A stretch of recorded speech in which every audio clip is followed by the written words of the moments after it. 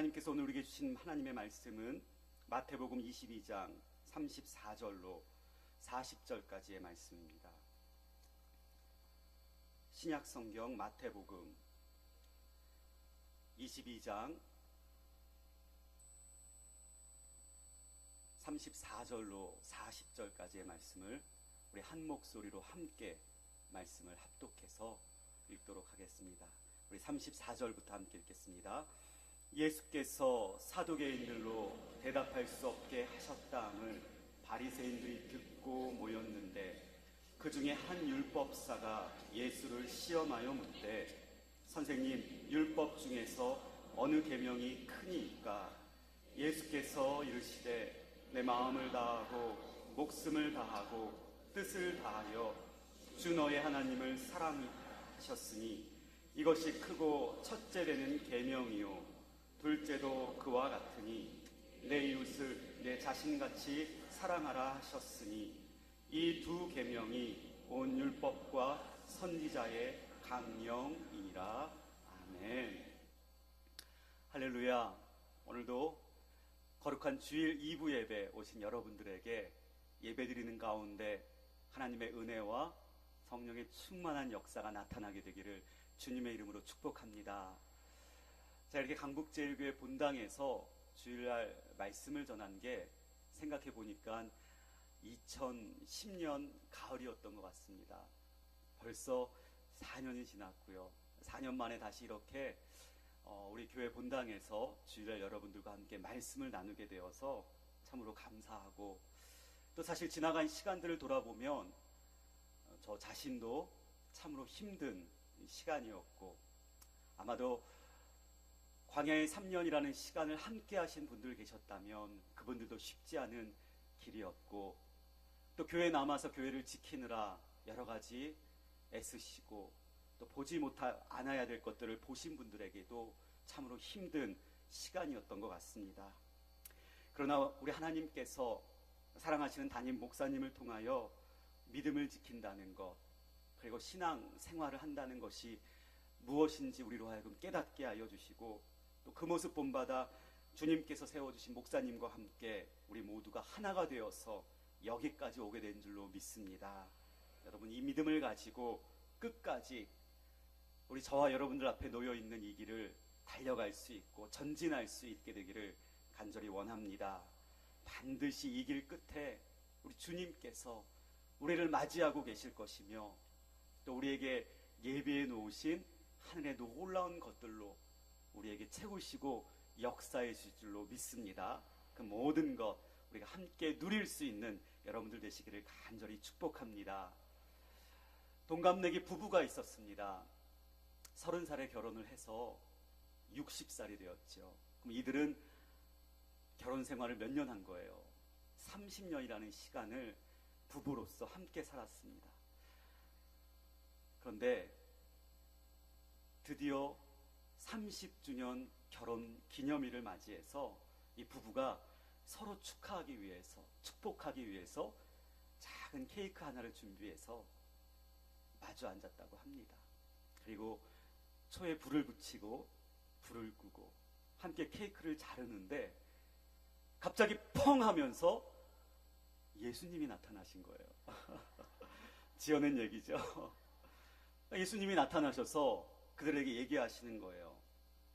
너무 이 부부가 결혼 생활 30년 동안 한 번도 싸우지 않고 정말 주님을 잘 섬기고 또 이렇게 결혼 생활도 잘 했기 때문에 내가 너희들을 볼 때마다 마음이 너무 기뻐서, 특별히 결혼 30주년 이 기념일날 남편과 아내의 소원 한 가지씩 들어주려고 이곳에 왔다. 자, 이제 너희들의 소원을 한번 얘기해봐라 라고 말씀하시는 겁니다. 이 이야기를 들은 아내는 너무 기뻤어요. 예수님, 저 소원이 하나 있습니다. 주님 아시는 것처럼 우리 너무 가난하게 살았잖아요. 남편하고 여행 한번 못 가봤는데 이참에 주님 우리에게 세계 여행할 수 있는 티켓을 좀 주셔서 남편하고 같이 세계 여행 갈 수 있도록 주님 좀 제 소원 좀 들어주십시오 라고 아내가 얘기를 한 거예요. 주님께서 그래, 그 소원 내가 들어줄게. 펑 하자 아내의 손에 세계여행 티켓이 놓여 있는 거였어요. 아내는 너무나 기뻐했죠. 자, 이제 누구의 차례예요? 남편의 차례였습니다. 주님이 다시 남편을 향해 보시면서 말씀하셨어요. 자, 이제 남편의 소원은 무엇인가? 라고 물어보실 때 이 남편이 곰곰이 생각을 해보다가 주님께 말씀하십니다. 주님, 제 소원이 하나 있습니다. 제 소원은 저보다 30년 어린 여자와 한번 살아보고 싶습니다. 무슨 말이에요, 여러분? 남편의 갑자기 뜬금없는 이 소원을 들은 부인이 깜짝 놀랐어요. 이 남편이 이럴 수 있을까? 30년이라는 시간을 부부싸움 없이 한 번도 부부싸움 없이 같이 행복하게 살았는데 주님 앞에서 내놓은 소원이라는 게 자기보다 30년 어린 여자와 한번 살아보고 싶다는 그 남편에 대한 배신감을 느꼈다는 것이죠.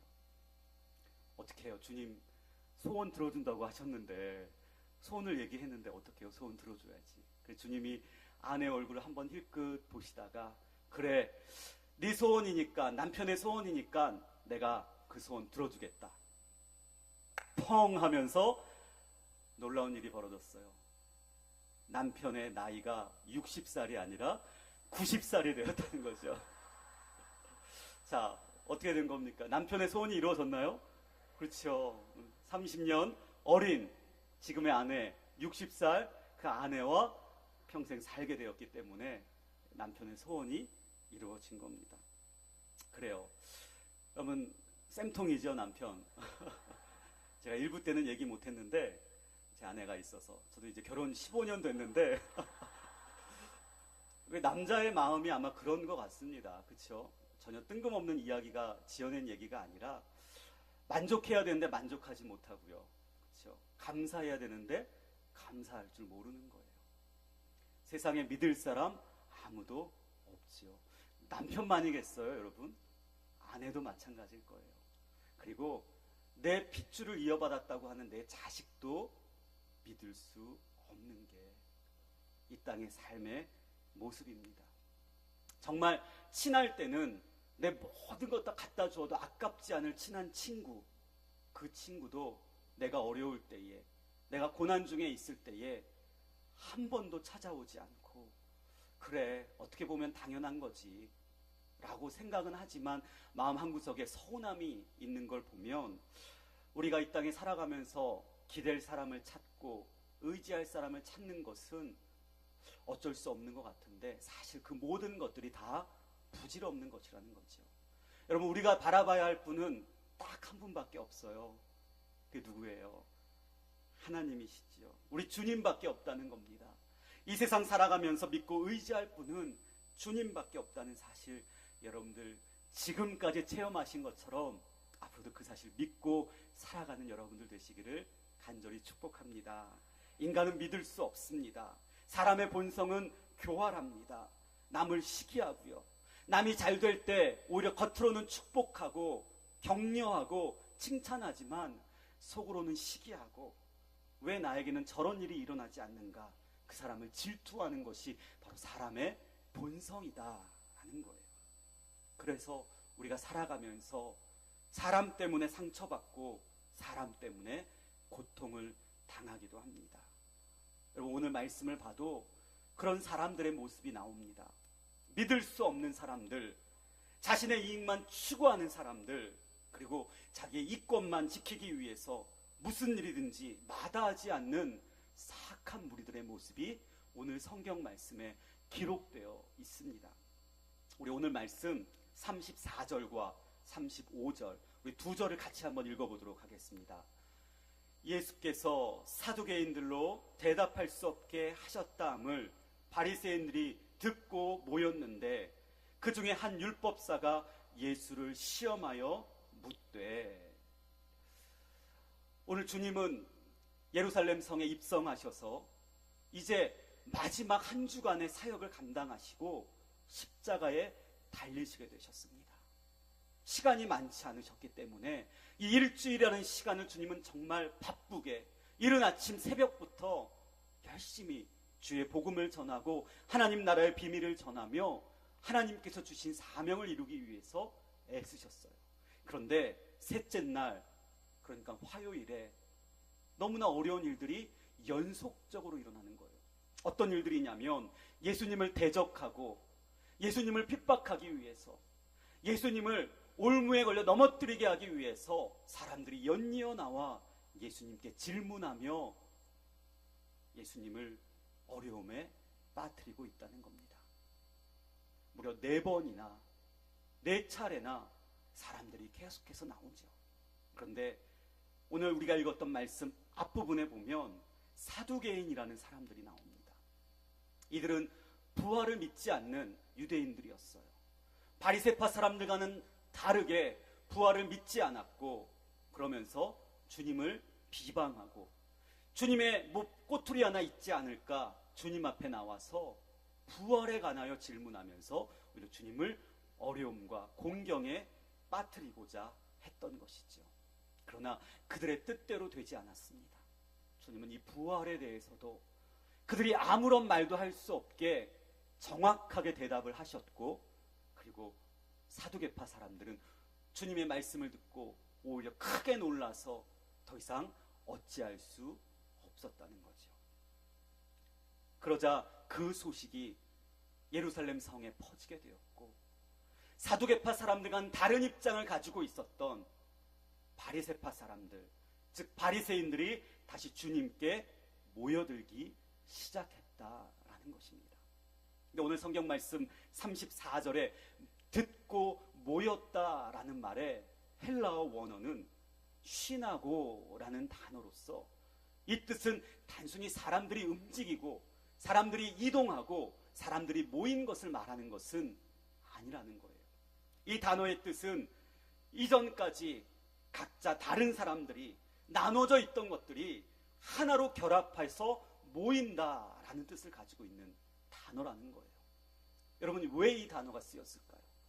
바리새파 사람들, 사두개파 사람들, 백성의 장로들, 율법사들, 서기관들, 그 모두가 다 각자 다른 입장을 가지고 있고 서로 상대방을 정죄하는 입장이었고 자기의 입장을 내세우는 사람들이었다는 거예요. 그런데 그들의 목적이 하나로 모아졌어요. 어떤 목적입니까? 저 예수님, 주님을 어떻게 해서든지 잡아 끌어내려야겠다. 사람들이 더 이상 따르지 못하게 해야겠다. 예수님에게서 뭐 하나 꼬투리를 잡아서 고소하고 고발해서 제거해야겠다라는 공통의 목적을 가지게 되었다는 겁니다. 그러자 그들이 서로 다른 입장이었지만 이 공통의 목적을 가지고 하나로 모이게 되었습니다. 사두개파 사람들이 실패하자 그 소식을 듣자 바로 바리새파 사람들이 모여들었습니다. 그리고 그 중에 한 율법사가 나섭니다. 여러분, 이 말씀을 통해 우리가 깨달을 수 있는 게 있어요. 저는 이 말씀을 묵상하면서 3년 전에 우리의 모습이 생각이 났습니다. 3년 전 이 일이 시작되었을 때에 교회에 좋지 않은 소문들이 퍼지게 되었고 여러 사람들이 모이게 되었지요. 그리고 그 모임을 통해서 일이 시작이 되었습니다.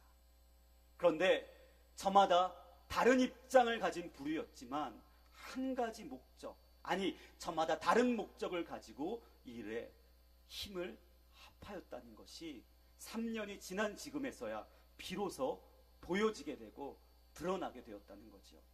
이단 종교는 교회를 무너뜨리기 위하여, 자신들의 산을 옮기기 위하여 함께하였고, 그리고 목사님의 목회에 불만이 있던 사람들, 특별히 교회 중직자들은 어떻게 해서든지 담임 목사님을 바꿔보자라는 생각으로 함께하지 않았나 합니다. 또 노예와 총회에 정치하는 분들은 자신들의 이득이 있지는 않을까, 자신들의 이권을 챙겨야겠다는 그 목적을 가지고 모여들지 않았나 생각이 됩니다. 아무것도 몰랐던 성도들은 이 소리와 저 소리에, 거짓과 음모에 선동되어 이리저리 몰려다닌 것이 우리 교회의 지난 3년간의 모습이 아닌가 생각이 됩니다. 여러분, 이것이 2000년 전 예수 그리스도를 음해하려고 모였던 사두개인들, 바리새인들, 율법사들, 백성의 장로들의 모습이었고, 그리고 2000년이 지난 지금 오늘날 우리가 동일하게 겪고 있는 아픔이요, 슬픔이 아닌가 생각이 되었습니다. 사랑하는 성도님들, 저는 이 말씀을 묵상하면서 그렇지, 우리는 늘 내 자신을 돌아보고 또 내 자신을 살펴야 된다라고 깨달을 수 있었습니다. 내가 하나님 나라를 위하여 일한다고는 하지만, 주님께서 기뻐하실 거야 라고 생각하며 봉사하지만, 그럼에도 이 일이 혹시라도 주님의 마음을 아프시게 하는 것은 아닐까, 나의 목적만 이루려고, 그것을 달성하려고 이렇게 주님 눈에서 눈물 나는 것을 보지 못하는 것은 아닐까 생각이 되었습니다. 저와 여러분들의 신앙생활, 우리를 구원하시기 위해 이 땅에 오신 예수님을 시험하는 것이 되지 않기를 간절히 원합니다. 율법사가 주님을 시험하기 위해 질문을 던지죠. 이때 시험이라는 말은 단순히 테스트가 아니었어요. 상대방의 생각을 알아내서 그것을 가지고 그를 어려움에 빠뜨리고자 하는 모략과 간교가 바로 이 시험의 뜻이었다는 거예요. 혹시라도 악한 무리들이 자신의 목적을 위하여, 그 목적을 이루기 위하여 모여들 때에도 그것에 휩쓸리지 아니하고 그것에 함께하지 아니함으로써 오직 주님만 바라볼 수 있는 저와 여러분들 되시기를 간절히 원합니다. 날마다 말씀으로 근신하고 깨어있어 우는 사자와 같이 삼키려고 찾아다니는 악한 영들, 그리고 이단의 세력들에게 대적할 수 있는 저와 여러분들 되시기를 간절히 원합니다. 여러분, 그것이 바로 오늘 말씀에 악한 무리들이 모여드는 것을 통하여 우리가 배울 수 있는 중요한 교훈이다라는 것이죠. 사단은 결코 한 번의 공격으로 끝내지 않습니다. 의인들을 넘어뜨리기 위하여 공격하고 또 공격하고 그리고 다시 공격하는 것이 바로 사단의 공격이라는 거예요.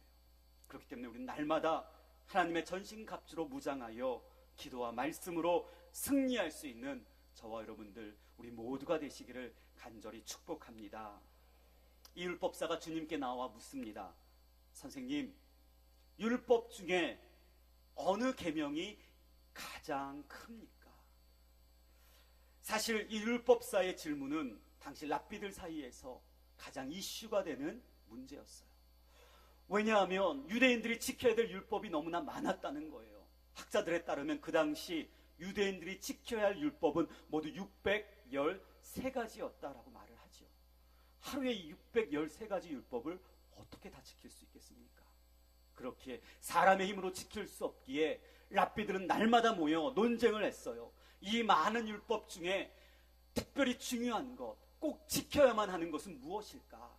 그리고 그거보다는 덜 중요하지 않은 것, 지키지 않아야 될 율법은 뭘까?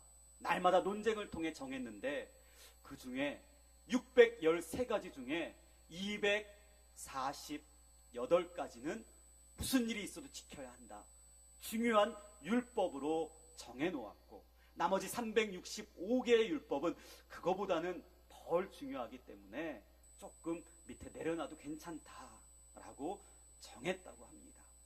그런데 여러분 보십시오. 중요한 율법도 몇 개예요? 248가지예요. 그 많은 걸 어떻게 다 지킬 수 있겠습니까? 그래서 율법사는 자기들이 해결할 수 없는 문제, 그리고 그것을 통하여 주님을 시험하고자, 주님의 생각을 알아내어서 주님을 어려움에 빠뜨리고자 이 문제를 주님께 가지고 나왔다라는 것입니다. 그런데 주님은 이 질문에 대하여 조금도 망설임을 갖지 않으십니다. 우리 37절 말씀을 같이 한번 읽어보겠습니다. 37절입니다. 예수께서 이르시되 내 마음을 다하고 목숨을 다하고 뜻을 다하여 주 너의 하나님을 사랑하라 하셨으니. 아마도 여러분 성경책에 보면 이 말씀에 표시가 되어 있고, 그 표시를 따라가 보면 신명기 6장 5절이라 쓰여진 성경책을 가지신 분들도 계실 것입니다.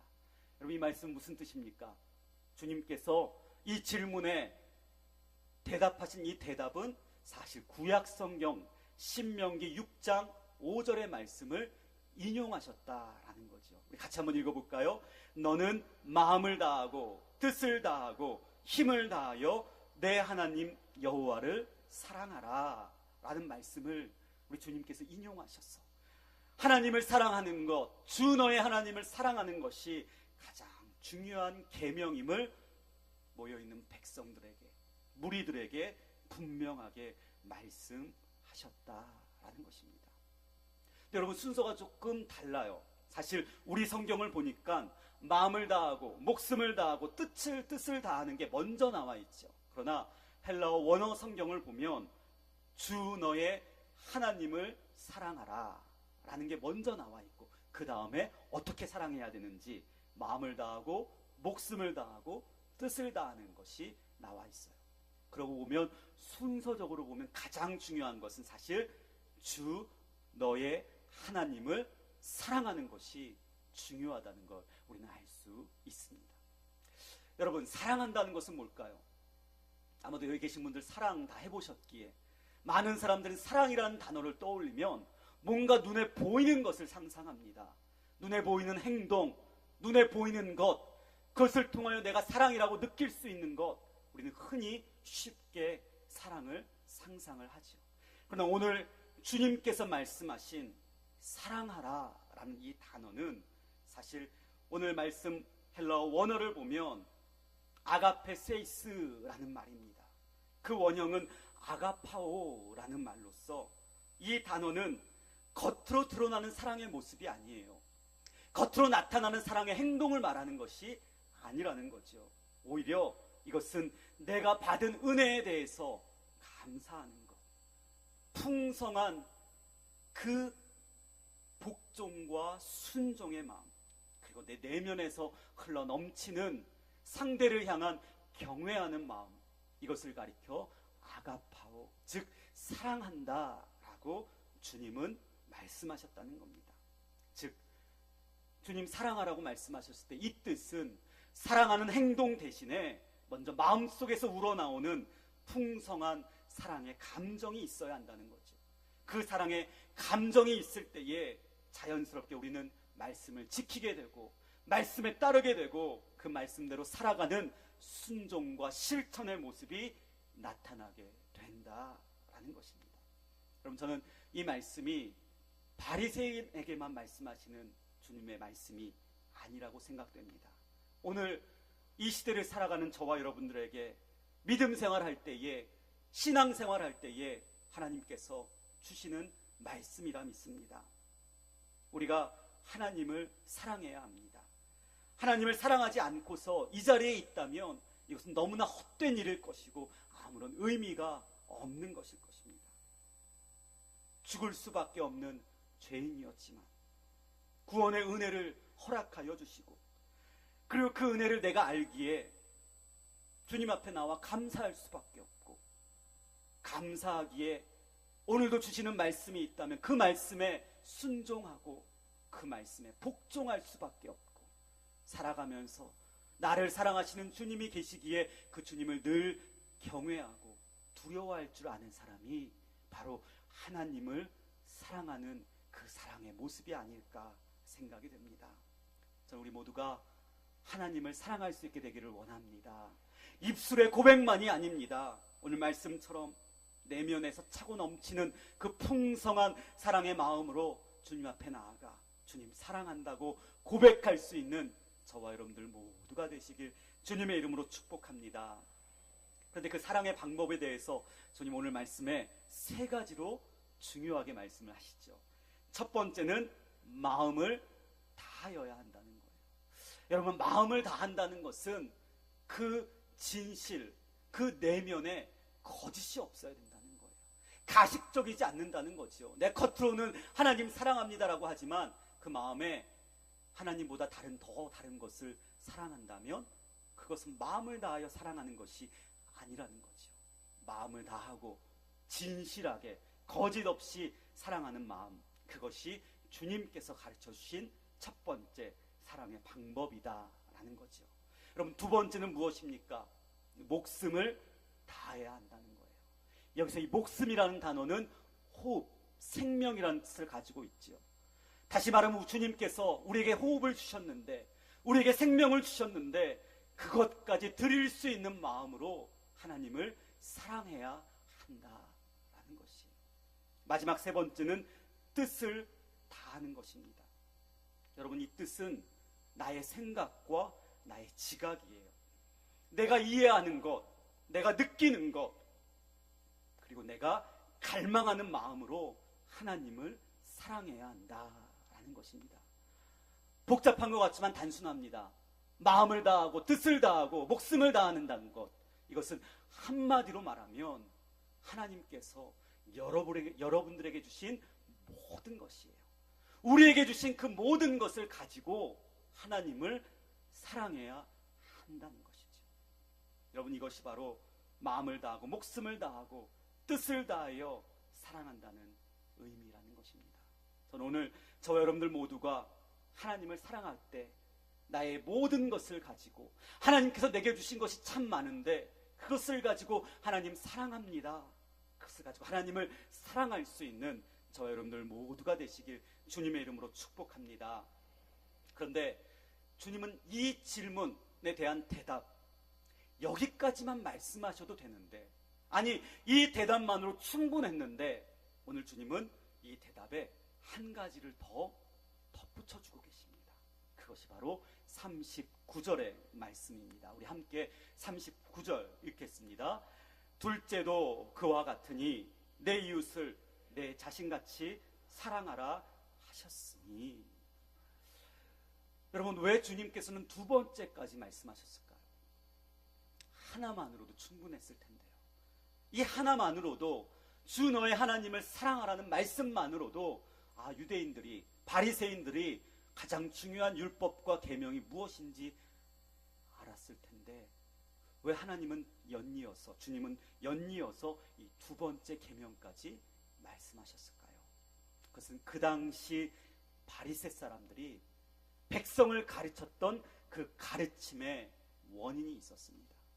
이들은 백성들에게 가르쳤어요. 하나님을 사랑하기 위해서 여기에 초점을 맞춰야 된다. 그러다 보면 사람을, 이웃을 덜 사랑할 수 있다. 아니, 사랑하지 않아도 괜찮다라는 것이 바리새파 사람들의 가르침이었다는 거예요. 그러나 이것은 전혀 잘못된 가르침이었죠. 요한일서 4장 21절 말씀을 보면 이렇게 말씀합니다. 하나님을 사랑하는 자는 또한 그 형제를 어떻게 한다고요? 사랑해야 된다는 거죠. 하나님을 사랑하는 자는 이웃을 사랑해야 되고 형제를 돌봐야 하는 것이 너무나 당연하다는 것이 하나님의 뜻이었다는 거죠. 주님은 어느 것 한 가지도 소홀히 할 수 없기에 하나님을 사랑하는 것도 중요하고, 두 번째로 뿐만 아니라 이웃도 내 몸과 같이, 내 자신과 같이 사랑해야 한다라고 말씀하고 있다는 거예요. 우리의 모습은 어떻습니까? 날마다 릴레이 기도회가 진행되고 있습니다. 주님, 저 릴레이 기도회 한 번도 빠지지 않고 날마다 주님께 기도합니다. 주님 사랑합니다. OIB 성경 일독 교재를 가지고 날마다 성경 일독을 하고 있습니다. 저 주님 사랑합니다. 그러나 정작 주변에 고통 중에 있는 사람들, 굶주린 사람들, 가난한 자들, 병든 자들, 소외당하는 자들을 돌아보지 않고 주님 사랑한다고 말한다면 이것은 결코 하나님을 사랑하는 사랑의 모습이 아니라는 거죠.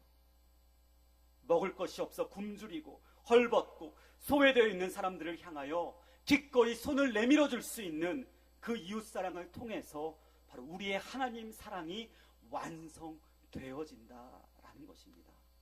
여러분, 우리가 살아가면서 우리의 하나님에 대한 사랑, 그 뜨거운 사랑, 그 열정적인 사랑을 내 주변에 있는 이웃들을 향하여 사랑함으로써 그 하나님에 대한 사랑을 완성 지을 수 있는 저와 여러분들 모두가 되시길 주님의 이름으로 축복합니다. 서울이 고향인 남자와 경상도가 고향인 여자가 결혼을 했어요. 신혼생활은 누구나 그랬듯이 아주 그냥 깨가 쏟아지는 신혼생활이었습니다. 너무나 행복한 시간의 연속이었어요. 어느 날은 국수를 삶아 먹게 되었습니다. 서울 출신의 남자와 경상도 출신의 여자가 이 국수를 삶아 먹으면서 아주 사랑을 나눴는데, 그런데 먹다 보니까 사소한 다툼이 생겼어요. 그런데 사소한 것이 아니었습니다. 도무지 해결할 수 없는 큰 다툼이 된 거였어요. 드디어 남편이 말합니다. 여보, 이 문제 우리가 도저히 해결할 수 없으니까 우리 옆집에 선생님이, 국어 선생님이 살고 있으니 그 선생님 찾아가서 누가 맞는지 한번 알아봅시다. 여러분, 뭐 때문에 싸웠냐면 서울 출신의 남편은 국수를 국수라고 말하는 거고요, 경상도 출신의 이 아내는 국수를 뭐라고 말한 거예요? 국시라고 말하는 거예요. 서로 자기가 옳다고 하는 거죠. 그래서 옆집에 사는 고등학교 국어 선생님을 찾아가서 물었습니다. 선생님, 국수가 맞습니까? 국시가 맞습니까? 어떤 게 맞습니까? 그러니까 선생님이 대답하시는 거예요. 국수하고 국시는 다릅니다. 국수는 밀가루로 만든 거고요, 국시는 밀가리로 만든 거예요. 남편이 좀 의아했어요. 아, 그렇군요. 아, 그러면 밀가루와 밀가리는 뭐가 다르죠? 밀가루와 밀가리는 차이가 있죠. 밀가루는 봉지에 담는 거고요, 밀가리는 봉다리에 담는 거예요. 남편이 이해가 안 되는 거예요. 그러면 선생님, 봉지하고 봉다리는 뭐가 다릅니까? 봉지는 가게에서 파는 거고요, 봉다리는 전방에서 파는 거예요. 전방 아시죠? 남편은 도무지 이해가 안 됐습니다. 그럼 선생님, 가게하고 전방은 어떻게 다르죠? 그러자 선생님이 말합니다. 예, 가게에는 아주머니가 계시고요, 전방에는 누가 계세요? 아지매가 계시죠. 그래요. 남편이 다시 묻습니다. 선생님, 그러면 아주머니와 아지매는 어떻게 다릅니까? 아주머니는 아기를 업고 계시고요, 아지매는 누구를 업고 있어요? 얼라를 안고 있죠. 업고 있죠. 다시 묻습니다. 이제 마지막 질문이에요. 그러면 선생님, 아기하고 얼라는 어떻게 다릅니까? 선생님이 대답합니다. 예, 아기는 누워 자죠. 그런데 얼라는요, 디비자입니다. 그래요, 여러분. 이 우스개 이야기가 무엇을 말해요? 국수와 국시 다른 건가요? 밀가루와 밀가리, 봉지와 봉다리, 가게와 전방, 그리고 아주머니와 아지매, 아기와 얼라, 누워 자는 것과 디비 자는 것, 다 같은 말이죠. 근데 이것 때문에 싸운다는 거예요. 이것 때문에 다툰다는 겁니다. 말이 다르고 표현이 다르고 느낌이 다를 뿐인데, 이런 싸움과 다툼이 우리 교회 안에도 있다는 거예요. 여러분, 우리가 하나님을 사랑한다고 말하지만 정작 나와 다른 이웃을, 나와 다른 성도를, 나와 다른 교인들을 사랑하지 못하고 하나님을 사랑한다고만 말하면, 여러분, 그것은 주님의 마음을 아프시게 하는 것이고 하나님을 사랑하는 사랑의 모습이 결코 아니라는 것입니다. 여러분, 우리 교회는 달라야 합니다. 우리는 지난날의 아픈 기억이 있습니다. 그러나 이 아픈 기억을 딛고 일어서서 새로운 역사를 써내려가야 합니다. 그렇게 하기 위해서 우리는 다시 한번 주님의 말씀으로 돌아가야 합니다. 주님의 말씀 속에 있는 정답을 찾아야 합니다. 하나님을 사랑해야 하고, 그리고 이웃을, 내 주변의 성도를 사랑함으로써 우리의 본분을 다해야 될 줄로 믿습니다. 저는 우리 교회가 그런 역사의 놀라운 현장이 되기를 주님의 이름으로 축복합니다. 제가 신학과 1학년, 대학교 1학년에 입학했을 때의 이야기입니다. 제가 입학한 학교는 신학교가 아니라 종합대학교 안에 있는 신학과였어요. 그러다 보니까 다른 전공의 학생들이 굉장히 많았고, 다른 전공의 건물들이 많았어요. 예를 들어서 인문대학도 있었고, 경영대학도 있었고, 공과대학도 있었고, 음대도 있었고, 이런 여러 이제 다른 건물들이, 그 중에 하나가 이제 신과대 건물이었습니다. 그런데 저는 건물을 보고 너무 상처를 받았어요. 왜냐하면 다른 단과대 건물은 너무 좋은 거예요. 시설이 너무 최첨단이에요. 그런데 신과대 건물은 거의 돌로 만들어져서 수십 년, 거의 100년 가까이 된, 그래서 겉에서 보기에는 운치가 있어요. 돌로 지어졌고, 그리고 담쟁이 덩쿨이 느리어져 있고, 그런데 안에 들어가 보면 너무나 춥고 썰렁하고, 그리고 아무런 시설도 갖춰져 있지 않은. 그래서 왜 우리는 이럴까? 왜 이곳에서 우리만 이렇게 열악한 환경에서 공부를 해야 할까? 불평과 그런 마음이 있었습니다. 입학한 3월은 쌀쌀했잖아요. 아직도. 그래서 학생들이 추워서 난방시설도 제대로 되지 않아서 물을 끓여서 작은 라지에이터에서 모여 앉아서 수업을 듣곤 했는데, 첫 수업 시간이 한국 교회사 시간이었어요.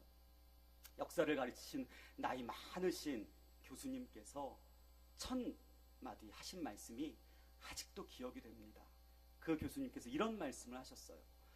제군들, 여러분들이 있는 이 공간은 암울한 일제시대의 기독교적 가치관과 민족 사랑의 마음을 가지고 많은 희망을 잃은 사람들에게 희망을 주는 시를 써내려갔던 윤동주 시인이 공부했던 장소입니다.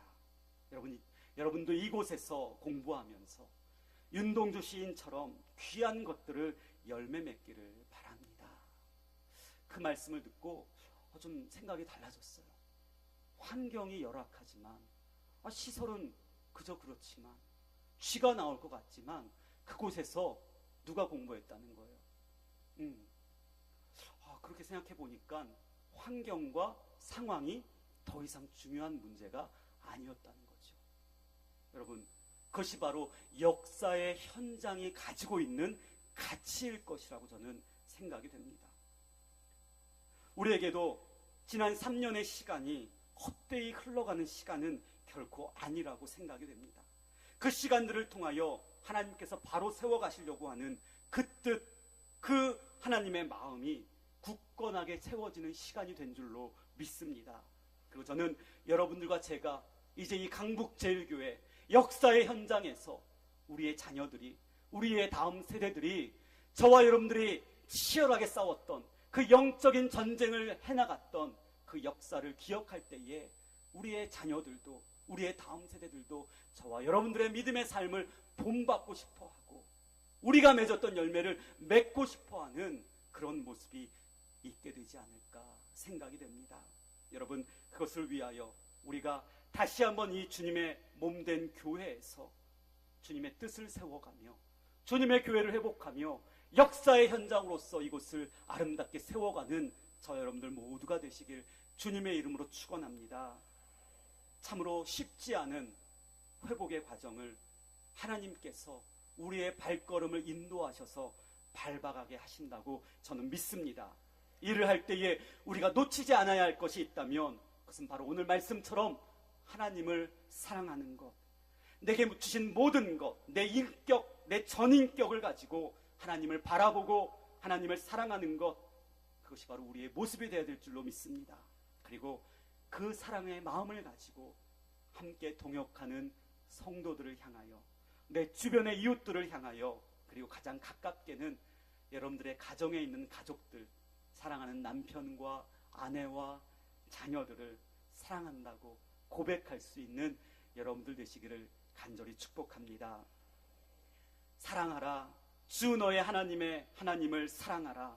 그리고 내 이웃을 내 자신같이 사랑하라 라고 말씀하시는 그 주님의 음성에 저 여러분들 모두가 주님 사랑합니다 라고 응답할 수 있게 되기를 간절히 축원합니다.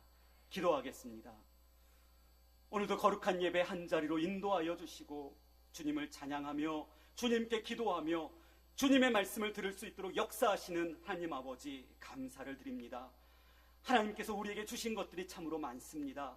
그 모든 것들을 가지고 나의 쾌락과 나의 영광을 위하는 삶이 아니라 그 모든 것들로 하나님을 사랑하고 나의 모든 인격으로 주님을 사랑할 수 있게 하여 주시옵소서. 그리고 여기에서 멈추는 것이 아니라 이 사랑을 내 이웃을 향하여, 가족을 향하여, 그리고 믿음의 동력자들을 향하여 펼치게 하여 주셔서 하나님을 사랑하고 이웃을 사랑하는 믿음의 사람들 되어 주님을 기쁘시게 하는 우리 모두가 되게 인도하여 주시옵소서. 하나님 아버지, 이 역사의 현장에 저희들을 불러 주셨사오니 다음 세대들 앞에서 조금도 부끄럽지 않도록 주님만 바라보며 교회를 온전하게 회복하시는 주님의 그 큰 사역에 귀하게 쓰임받는 우리 모두가 되게 축복하여 주시옵소서. 결코 변치 않으시고 영원한 사랑을 베푸시는 예수 그리스도의 이름으로 간절히 기도드리옵나이다. 아멘.